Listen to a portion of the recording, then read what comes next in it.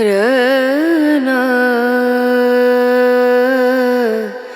रना।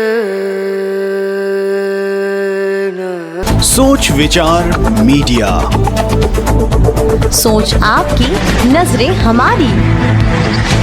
कोपलवाणी, जी हाँ, कोपलवाणी एक मूक बधिर बच्चों का न केवल विद्यालय है बल्कि एक अपना आशियाना भी है। वहाँ पर बच्चे रहते हैं, मस्ती करते हैं और अपने ही समतुल्य बच्चों के साथ रहना, खाना, उठना, बैठना, शिक्षा अर्जित करना। जी हाँ, ये राजधानी रायपुर के सुंदर नगर स्थित कोपलवाणी मूक बधिर विद्यालय, जहाँ आज पहुँचे डॉक्टर नीता शर्मा, जो न केवल एक समाज सेविका है अपितु डॉक्टर नीता शर्मा एक वैज्ञानिक होम्योपैथिक साइंटिस्ट डॉक्टर, जो बच्चों के दुख दर्द को समझने पहुंची और उनसे मुलाकात किया, कैंप लगाया और उनके हमदर्द बने। आइए आपको मिलाते हैं डॉक्टर नीता शर्मा से, सिर्फ सोच विचार मीडिया में। तो आज हमारे कोपलवाणी परिवार में, एक कोपलवाणी संस्था में, जो मूक बधिर बच्चों का विद्यालय है, महाविद्यालय है, तो इस संस्था में पहुंची है डॉक्टर नीता शर्मा। जो आपको जानकारी ये बता दूं कि doctor Nita Sharma homeopathy expert है, साइंटिस्ट है। तो हम पहले इनसे जानते हैं कि ये कोपलवाणी तक कैसे पहुंचे और कब से इनसे जुड़ी और कैसे इनका लगाव हुआ और वो लगातार बनी हुई है। आपको ये भी बता दें कि डॉक्टर नीता शर्मा एक बहुत अच्छी समाज सेविका है, काफ़ी समय से वो बुजुर्गों की चौपाल में अपनी सेवा भी दे रही है। तो हम इनसे पूरी जानकारी इनसे पूरी पूछते हैं कि कोपलवाणी तक यहाँ इनका कैसा आना है। बहुत बहुत स्वागत है। नमस्ते ममता जी, सोच विचार मीडिया को धन्यवाद, आभार व्यक्त करूंगी जिनके चैनल के माध्यम से अपनी बात बताना चाहूंगी कि मेरी जर्नी कोपलवाणी में आने की कैसे हुई। मैं पुणे रिसर्च इंस्टीट्यूट को बिलोंग करती हूं, जहां हम इंटरनेशनल कॉन्फ्रेंस में इस तरह के जो बच्चे होते हैं, mentally retarded, physically, mentally, intellectual, जो डिसेबल्ड ऑटिस्टिक बच्चे हैं, उन पर काफी शोध करके या उन पर रिसर्च करके कार्यशालाएं होती हैं जिससे उनका इलाज किया जाता है। इस पे काफी काम किया है मैंने। जब मैं रायपुर में प्रैक्टिस कर रही थी तो मैंने इन्हीं बच्चों की तलाश में कहीं ना कहीं अंदर में मेरी जारी थी। इत्तेफाक से ये हुआ कि एक कल्चरल प्रोग्राम में जब कोपलवाणी के बच्चों ने परफॉर्म किए, उस प्रोग्राम में मुझे निर्णायक के रूप में बुलाया गया था। क्योंकि मैं एक आर्टिस्ट भी हूँ तो संगीत से जुड़ी होने के कारण वहाँ उन बच्चों को फर्स्ट प्राइज दिया और मुझे लगा मैं इन्हीं बच्चों को खोज रही थी जो आज सामने है। क्योंकि होम्योपैथिक साइंस काफी वास्ट साइंस है और इस तरह के बच्चे मेंटली डिसेबल्ड में मुझे कुछ ना कुछ काम करना ही है। ऐसे बच्चों में होम्योपैथी बहुत ही कारगर है। लेकिन होता क्या है ना कि ये प्लेटफॉर्म मैं इसलिए अपील करना चाहूंगी ताकि लोगों को अवेयरनेस आए, क्योंकि पेरेंट्स को ये नहीं मालूम होता है कि उनके बच्चे एबनॉर्मल है, हाइपर एक्टिव है, कभी कभार उन्हें आई टू आई सोशल कॉन्टेक्ट्स नहीं होते, तो इन पेरेंट्स को लगता है कि उनके बच्चे को कुछ हुआ ही नहीं, वो एबनॉर्मल है ही नहीं, जबकि ये एबनॉर्मलिटीज होते हैं। तो पहले पेरेंट्स को बताएं कि होम्योपैथी में भी ये इसका ट्रीटमेंट होता है। सेकेंड पॉइंट ये था, मैं इलाज तो करती थी, देखती थी, एक हद तक इम्प्रूवमेंट आता भी था, लेकिन इस संस्था की मदद से इसलिए मुझे चाहिए थी क्योंकि इसमें स्पीच थेरेपिस्ट हैं, स्पेशल एजुकेटर्स हैं, अलग अलग फैकल्टीज के लोग हैं। आजकल जो समय है वो अकेले काम नहीं कर सकते, क्योंकि हमें एक इंटीग्रेटेड अप्रोच में जाना पड़ता है और भी डॉक्टर्स की मदद लगती है। एक बच्चे पे काम करना होता है और ये कोई 6 महीने या साल भर की बात नहीं है, सालों मेहनत करनी पड़ती है एक ही बच्चे पे, तब कहीं जा करके एक वो बच्चा तैयार होता है। तो यहाँ की कोपलवाणी संस्था की जो पद्मा शर्मा जी हैं, जो यहाँ के प्राचार्य हैं, उनके कांटेक्ट में मैं आई और मैं चाह रही थी कि जो विद्या मैंने हासिल की है इस तरह के बच्चों में काम करके काम आ सके और उन्हें भी फायदा मिल सके। मेरा एम था इन बच्चों के ऊपर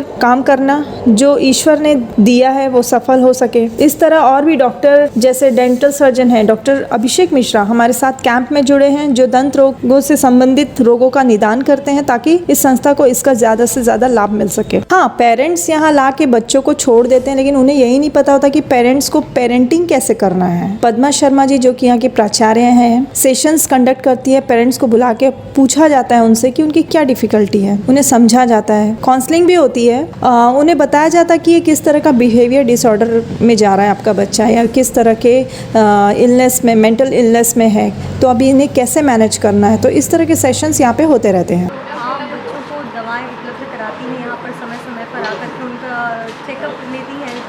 हाँ, ममता जी, ये हमारे साइंस का होम्योपैथिक पार्ट ही नहीं बल्कि समाज का सबसे कठिन पार्ट है, जो बच्चों को सुन नहीं सकते, बोल नहीं सकते, पूरा उसका माइंड एंड साइकोलॉजी को समझ के उसकी पर्सनालिटी की दवा दी जाती है, जो कि काफ़ी चैलेंजिंग जॉब है ये। और मुझे ऐसे चैलेंजेस पसंद भी हैं और ऐसे केसेस हैंडल करना, तो जब ऐसे केसेस आते हैं ना, तो ऐसे में हमें किसी एजुकेटर्स की हेल्प की ज़रूरत पड़ती है, जिनको साइन लैंग्वेज जो होती है ना, जिसमें हम इशारे से बात करते हैं, वैसे एजुकेटर्स की हेल्प की ज़रूरत पड़ती है। कई बार क्या होता है कि डीप फीलिंग्स जो बच्चों के अंदर होती है, जो बच्चे रिजर्व होते हैं, जो कुछ कह नहीं पाते, एक्सप्रेस नहीं कर पाते हैं, तो हमें उनकी बॉडी लैंग्वेज को समझकर किस तरह से वो, उनकी आंखें क्या बोलती हैं, जुबान क्या कहती है, बहुत ध्यान से उन्हें देख करके कीनली या बारीकी से देखना पड़ता है। और जब भी अक्सर ऐसा होता था कि जब भी मैं यहाँ पे आती थी तो गेट के अंदर आते ही मेरा ऑब्जर्वेशन शुरू हो जाता था, क्योंकि क्या है ना, ऐसे बच्चे देखते हैं ना डॉक्टर आ रहे हैं तो ऑटोमेटिकली वो बहुत कॉन्शियस हो जाते हैं। तो मैं चाहती थी कि मैं नॉर्मली जाऊँ और उन बच्चों को देखूँ, क्योंकि इस तरह के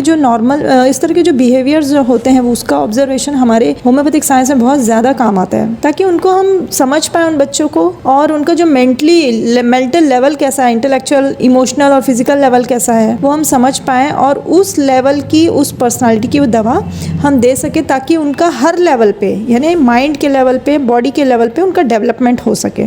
तो ऐसी कई कारगर दवाएं होम्योपैथी में होती है जो इस डेवलपमेंट में काफ़ी मदद करती हैं। और मेरे लिए ये नया एक्सपीरियंस था। देखिए, हर फील्ड में क्या होता है, हर एक स्पेशलिस्ट होते हैं जिनका एक लिमिटेड दायरा होता है, और ये फील्ड ऐसी है कि बहुत वास्ट दायरा है इसका, और हम अच्छे से अच्छा हम इस पे काम कर सकते हैं। एक्चुअली हमारे जो रोज़मर्रा की क्लिनिक में जो हम पेशेंट देखते ही हैं, लेकिन यहाँ पे स्पेशल चिल्ड्रंस, हो सकता है ईश्वर ने हमें इस संस्था से, इस फैकल्टी के लोगों को स्पेशल बनाया है, इस स्पेशल काम के लिए चुना है, तो हो सकता है कि उन्हीं ने ही एक रास्ता बनाया हो, हमें इस तरह के जो काम होते हैं उसके लिए उन्होंने हमें चुना हो। तो मैं ईश्वर को धन्यवाद दूंगी कि वो उन्होंने हमें इस काम के लिए चुना। और मैं ये भी कहना चाहूँगी कि तभी हम जो ये रास्ता बना है और हम सब यहाँ पे आके मिले, ताकि हम इन बच्चों के लिए भी कुछ अच्छा कर सकें। और मैं करीब 8-10 साल से मुझे ऐसा फील हुआ कि जिस बच्चों की मेरी जो तलाश जारी थी वो यहाँ आके मेरी पूरी हुई। पूरे डिपार्टमेंट में, जो संस्था में जो एनर्जेटिकली जो काम करते हैं यहाँ के लोग, मुझे बहुत अच्छा लगता है यहाँ पे आके, और बहुत सुकून मिलता है। क्यों? क्योंकि सब एक बहुत अच्छे नोबल काम के लिए सब लोग जुड़े हैं, हम लोग मिलके काम करते हैं। और सबसे इम्पोर्टेंट बात ये है कि मेरे क्लिनिक में भी ना जैसे कई सारे ऐसे पेशेंट आते हैं जिसको डायरेक्टली कहते हैं हमें एंग्जाइटी है, डिप्रेशन के मरीज आते हैं, जो पता है आपको कि हर छोटी छोटी बात पे लड़ाई हो जाती है, मान लो, या डिप्रेशन में चले जाते हैं, किसी ने बोल दिया।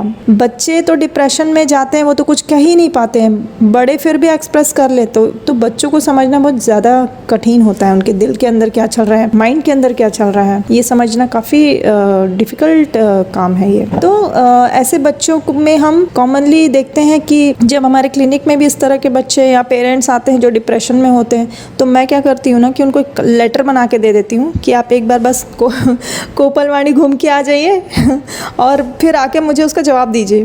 तो पता है वो क्या कहते हैं कि मैम, हम जब गए और उन बच्चों को देखे तो अपना दुख भूल करके उनको अपना दुख बहुत छोटा लगने लगा उनके दुख के सामने में। तो उन्होंने एक चीज़ ऑब्जर्व की कि वहाँ हर बच्चों में एक स्माइल देखने को मिली उनको। तो ममता जी, अपना दुख छोटा लगने लगता है बिल्कुल वो जब वहाँ आके कहते हैं ना कि मैम, जो आपने प्रश्न किया था ना उसका जवाब हमें मिल गया। तो मुझे बहुत खुशी होती है कि ये हमारा ट्रीटमेंट का ही पार्ट नहीं होता है, ये भी हमें करना पड़ता है कभी कभार लोगों को बदलने के लिए, उनकी सोच बदलने के लिए। तो ऐसे बच्चों में गुस्सा कभी होता है, दुख होता है, जो बच्चे सुन नहीं पाते, बोल नहीं पाते, तो उनको एक अच्छा एनवायरनमेंट देना इस संस्था के माध्यम से काफ़ी वो हद तक वो सॉल्व हो जाती है प्रॉब्लम्स। और मैं एक बात और कहना चाहूँगी कि मेरे गुरुओं ने सिखाया है मुझे कि डॉक्टर फंसलकर सर, जो पूना रिसर्च इंस्टीट्यूट के डायरेक्टर हैं, कि अगर समाज आपको कुछ देता है तो हमें भी समाज को बदले में लौटाना पड़ता है, सेवा देकर, सर्विस दे करके। और जो मेरे और गुरु हैं डॉक्टर आदिल कासिम चमथनवाला सर, जो नागपुर रिसर्च इंस्टीट्यूट के डायरेक्टर हैं, उनका भी काफ़ी योगदान रहा मुझे शिक्षा देने में। ऐसे बच्चों में काम करके मुझे उन्होंने सक्षम बनाया, और मैं ईश्वर को भी धन्यवाद दूंगी कि उन्होंने ऐसे स्पेशल काम के लिए, ऐसे बच्चों के लिए मुझे चुना है। तो मैं अपने कमिटमेंट के साथ वो काम करूँगी आगे भी। नीता मैम, आप डॉक्टर तो है ही, क्योंकि डॉक्टर को भगवान का दर्जा दिया गया है, और आप डॉक्टर के साथ एक समाज सेविका भी हैं। तो एज अ समाज सेविका आप बाकी समाज वालों से और बाकी लोगों से, या जो देख रहे हैं परिवार से, माता पिता से, क्या कहना चाहेंगे आप? सबसे पहले तो समाज से मैं ये कहना चाहूँगी कि इस तरह के जो बच्चे हैं उनको हीन भावना से बिल्कुल ना देखा जाए, क्योंकि क्या होता है ये बच्चे स्पेशल चिल्ड्रंस का मतलब ही होता है ईश्वर ने इनको बहुत स्पेशल बनाया जी।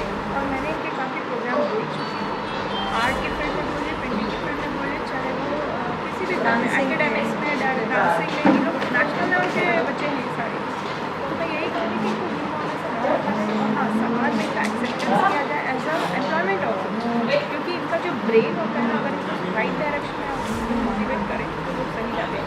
वही मैं कह रही हूँ कि जब होम्योपैथिक मेडिसिन से ऐसे बच्चों में काम करती है तो इंटेलेक्चुअल जो डीपर लेवल है उस पर जाके जो मेडिसिन काम करती है, काफ़ी सारे इंटेलेक्चुअल ग्रोथ होती है, इमोशनल ग्रोथ होती है, इनको विवेक जो कहते हैं ना सही और गलत का जो चुनाव होता है वो डेवलप होने में इन्हें काफ़ी मदद करती है। तो ये इसलिए मैं इनसे बोली कि ताकि इन बच्चों को उसका फ़ायदा मिले और ये आगे जाके अपनी जीवन शैली है उसमें काफ़ी अच्छे से नॉर्मलाइज हो। सोच विचार मीडिया, सोच आपकी, नजरें हमारी। बात है स्वाभिमान की, बात है आम इंसान की, बात है असहनीय अपमान की, क्योंकि अब बात है अपनों के सम्मान की। हम है सोच विचार मीडिया, सोच आपकी, नजरें हमारी।